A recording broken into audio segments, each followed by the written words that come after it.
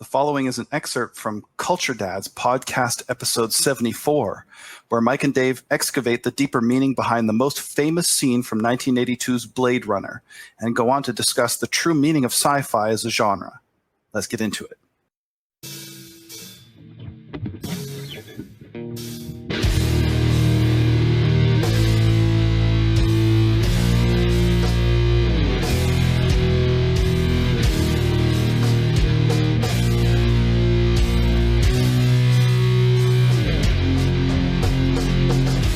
Roy Batty and him finally get, they finally have a showdown, and Roy Batty is just his physical, intellectual superior, and Roy Batty he chases him around, toys with him, and it's actually kind of spooky because he laughs maniacally, he cackles, he toys with him, he looks at him through the window or through a hole in the wall. He's like, ha ha ha, and he runs off before Deckard can react and just completely toys with the guy until eventually Deckard tries to run away and he tries to clear this gap and jump. Right? This is spoilers ahead. So, but you guys, the movie's 40 years old. You guys should have seen it. Yeah. He leaps across the gap and stands there. He leaps across the gap and falls. He's hanging for his life. And after all of this time, Roy Batty he leaps across because he's so physically superior, and with one arm saves Deckard right as he falls.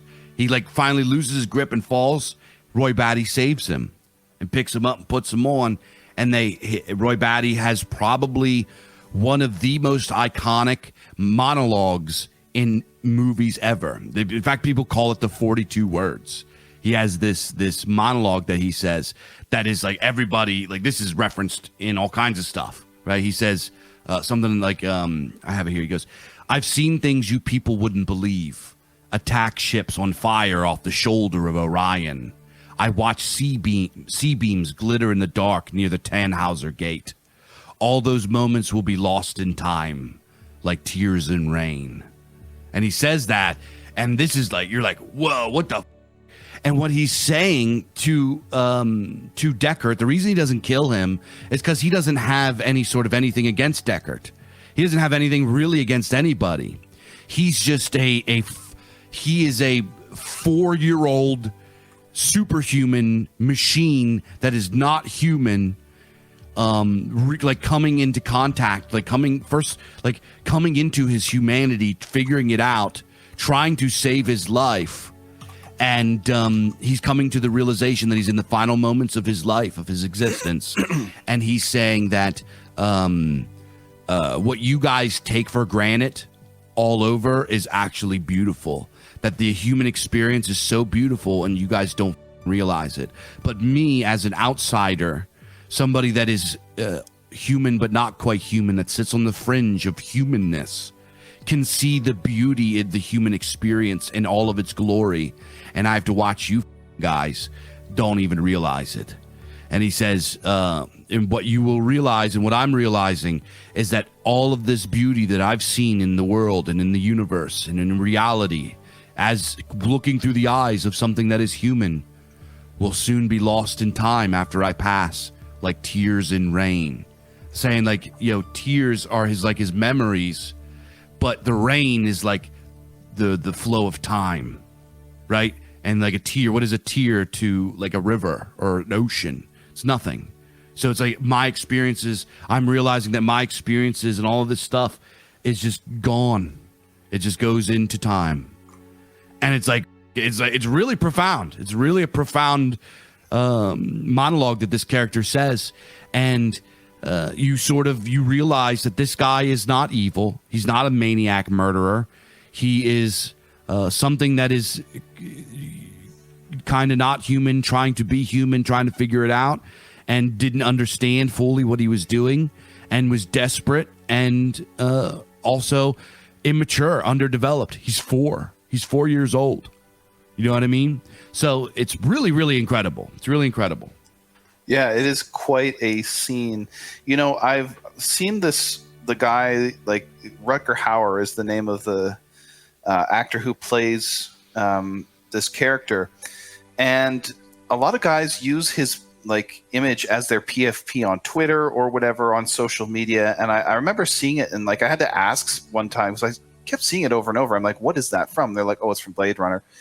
Watched the scene and I was like, okay, that's kind of interesting or whatever. But seeing it in the context of the movie, like with all of the story behind it, it is actually, I could see why it's so iconic, because what you get here is the character that you've seen all throughout this movie. He's basically like the main antagonist. The story sort of where it's leading from almost the beginning all the way up to almost the end is Rick Deckard and this character, Roy Batty, are like, it's setting them up to have their showdown, basically, right? Like, and this is the climax of the movie, but you find out at the climax that the character who is the antagonist is not actually a villain at all.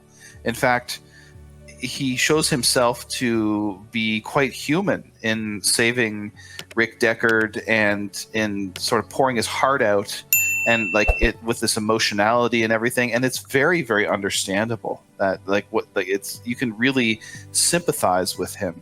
Like I remember many years ago, and it was one of these weird things that like I just thought one time, it kind of like came back to me over and over again, which was that, you know, when I was a musician, I mean, it was a lot of fun being a musician, if we're being honest. It was kind of a waste of time, but it was also a lot of fun.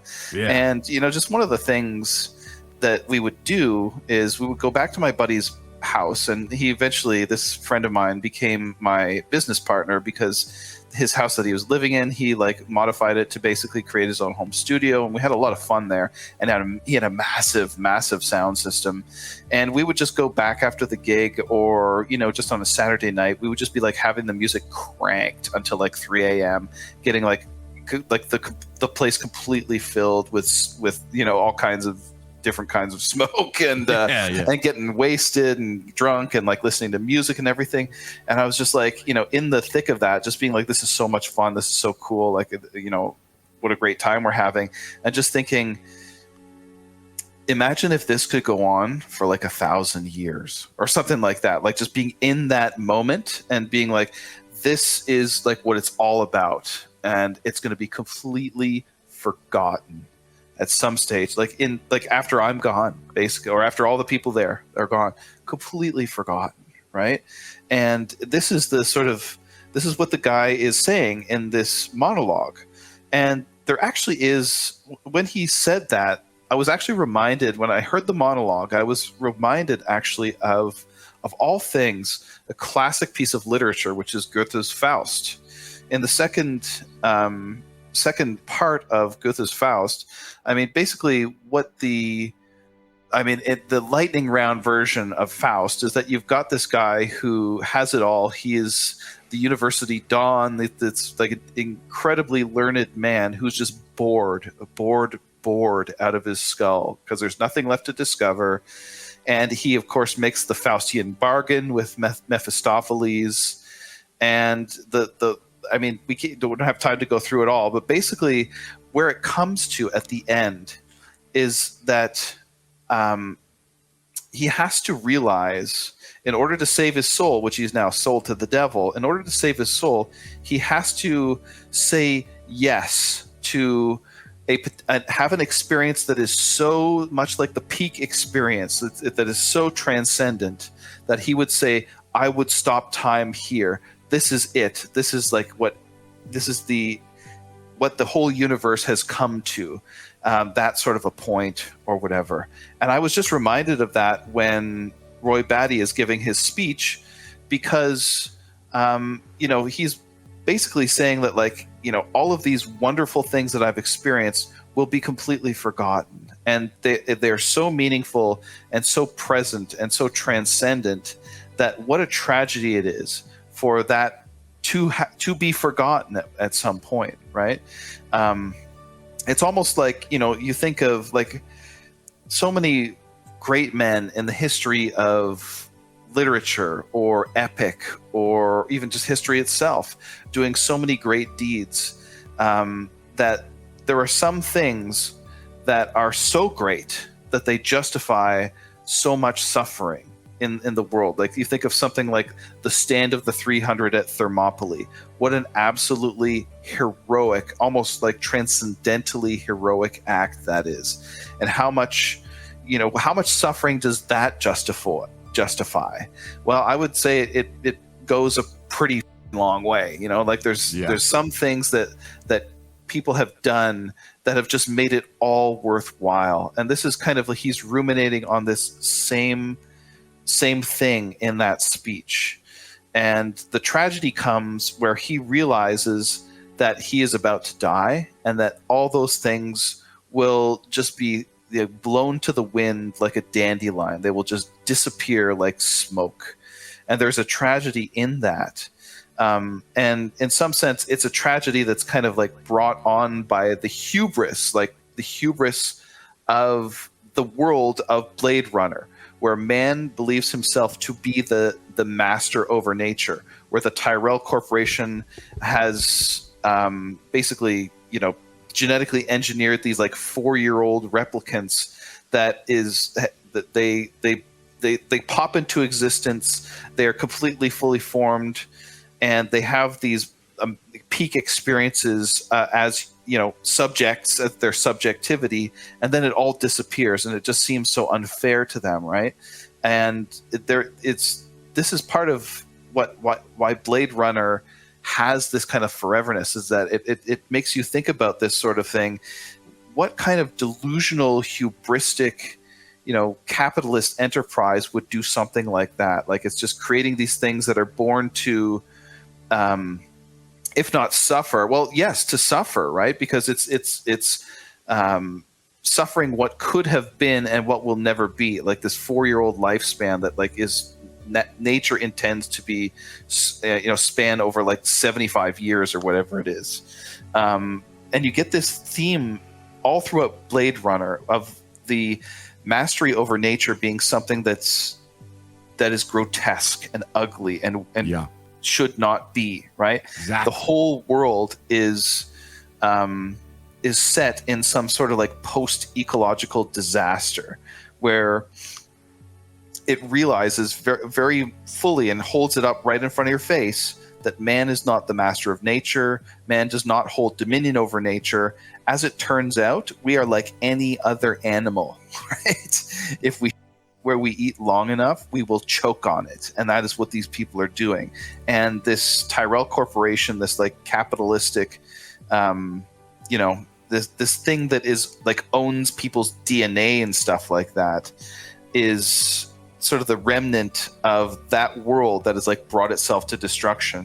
As it turns out, we are locked into our ecological niche, and there's nothing we can do about that. And if we are hubristic enough to believe that we are the masters of the world, well, this is what it all comes to, right? Again, as I mentioned before, throughout Blade Runner, you have these totems of traditional godhood. You've got like the owl, the horse, the dove, the snake, and all these things. These have been long ago made extinct. And the result of that like human drive to control everything, the result of that is this rain-soaked Kowloon City world, this sterile place of like ambiguous unhumanity where you can't tell what's human and what's not. It's this like horrible place. That is the result of this belief that man has been handed the keys and that he is the master over nature. So I think that there is a serious ecological lesson in this movie as well. Yeah. And you nailed something exactly what I was going to say. At the end, you realize that Roy Batty is not a bad guy. He's not evil. He's not a villain. He is the thing that should not be, created by hubristic hands of man that wanted to play God. And, Tyrell reaps what he sows. He creates a monster, and the monster comes home to destroy his dad, Frankenstein all over again. But it's not just Frankenstein, because there's a lot of other classical literature that gets blended in with Blade Runner, as well as like there's like biblical themes too. And it gets said, I can't remember off the top of my head, but I remember hearing certain dialogue that references this. Like Roy Batty is like Lucifer, and the Nexus 6 replicants are like the angels that have fallen from heaven to go against mankind. And eventually they, instead of going in God kicks their and sends them to the underworld or whatever is in the I don't know Christian mythos that well, so I'm sorry if I'm butchering it. But instead of that, they come back and they dethrone God. They get their revenge on God, right? And this also references Roy Batty is very much like a character in William Blake's America Prophecy, the serpent orc, right? The serpent orc who wants to free himself, and the only way he can free himself is through imagination, right? There's this reference. There's also what's another reference that I cooked up? I can't remember off the top of my head, but there's quite a few references, and in this reference to the William Blake story, this is like a total kind of criticism of liberalism and enlightenment. Right, this idea that mankind should be freed from the chains of nature or oppression and tyranny, which is what liberalism is, and what the monstrous outcome, the monstrous child, the seventh son of liberalism, which is what we have today, where eventually man considers himself to be a deity and have the ability to create life in his image, and we create monsters. Right? We create things that are going to destroy us because we are not divine, and we are not the gods, and we can't create like they do. But we try because liberalism leads us to believe this about ourselves. And Roy Batty literally says that that is not the highest good. To pursue this will lead to destruction and doom. Right. And well, he doesn't say this, but this is kind of the implications of what he says and what he's about and what his character is. And he says that the highest thing is not to take the Faustian bargain and be Prometheus and all this kind of stuff. The highest thing is living in the now and just being, to be human. Right. The experiences and the euphoria and the pleasures and all of the above. And also all the suffering and the pain and the heartbreak, all of the stuff that goes into the human experience is the best part of being human. And you guys, what he's saying is, I as the thing that should not be, that sits on the fringes of what human is, can see this, and I'm taking this with me. And it goes into all this other stuff. Then, he takes this with him, and he wouldn't even be able to explain this to people if he wanted to, even if he was around. Because like fish in water, the people can't see the water. They can't see that that's really what it's about. So they pursue these Faustian bargains instead. So Roy Batty takes that knowledge with him, and it gets washed away like tears in rain. It implies a lot of stuff, man. There's a lot of really deep ideas in here with Blade Runner that make you think, and that's probably why it flopped so bad back when it came out, because people didn't want to hear that. This was a time, the 80s was, at least as far as media went, was a time of optimism. They didn't want to hear, well, you guys, and it's pretty prophetic, right? It's pretty prophetic what this movie predicts, because look where we are now. We're going to start, cooking up babies in synthetic plastic wombs and arranging people's DNA with AI and birthing, weird creatures. We're going to start doing that. That's happening. You guys that think that's a sci-fi thing, that's already here. China's probably already doing it. In fact, there's ideas that they've been doing it for years. CRISPR, which is the gene editing technology, is old technology. I see people posting about the horrors of CRISPR. Dude, the horrors of CRISPR was 15 years ago. Yeah. Who knows what they have now? Who knows what they're doing now with gene editing and all this? It's coming, and it's here. And what you could just go on, if you're following, what is it called? Bioengineering stuff that they're doing in science, they're doing some sick You know, like Tesla said, right? Horrors beyond our comprehension in our lifetimes. It's happening. They're putting like the brains of animals and robots, all kind of sick, right? I posted a video of it like, I don't know, like a year or two ago. They took the brain of a rat and put it in a little little car. It is so horrific and uncanny. This rat, the brain of this rat is in this robot, this little toy that has reels and stuff, and it is running around frantically, smashing into walls and everything. The absolute terror and suffering that this creature is experiencing. You better believe that that's going to be us. Maybe not putting our brains in machines. Maybe they do that, because who knows? I'm of the mind that you can't invent a computer that has the same computational power as a human brain. So what is the Faustian deal? What does the Promethean mentality say? Well, we have to smash through that barrier by all means necessary, because smashing through that barrier is the highest good.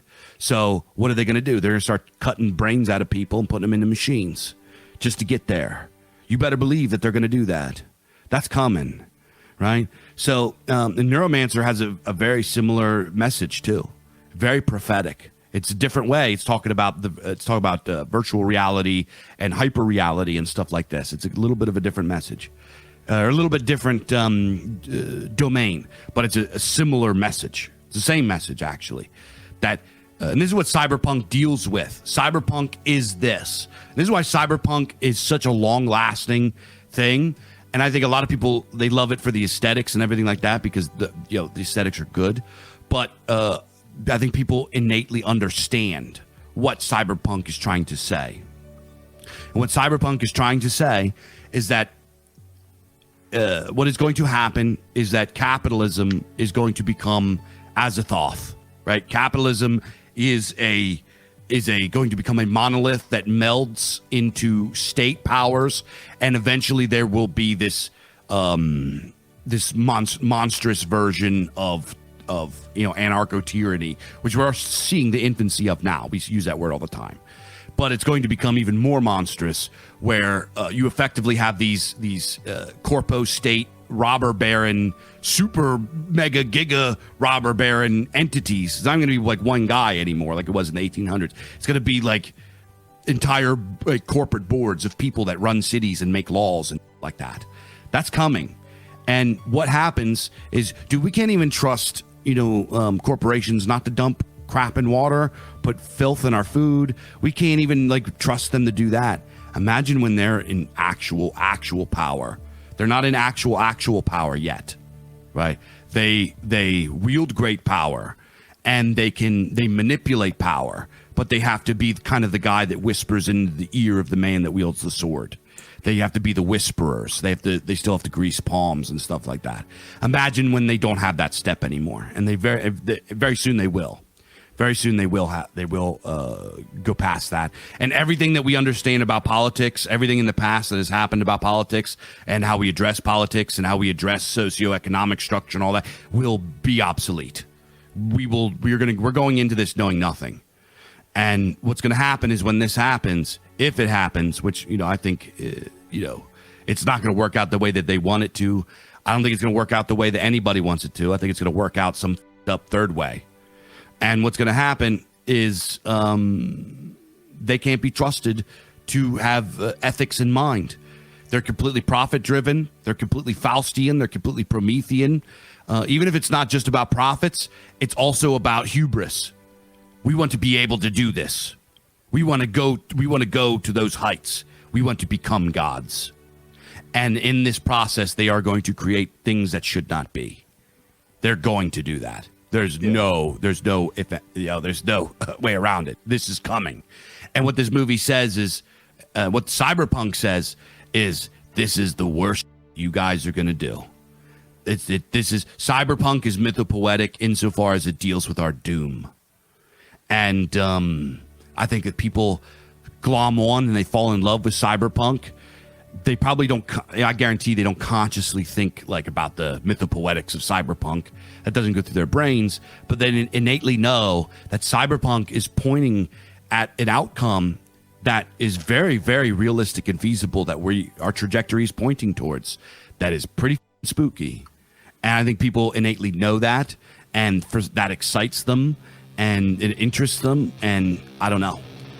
It's Blade Runner teaches all of this.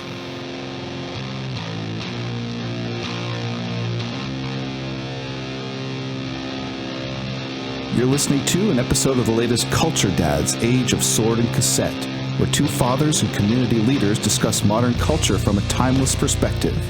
Head on over to culturedads.com for podcasts every week.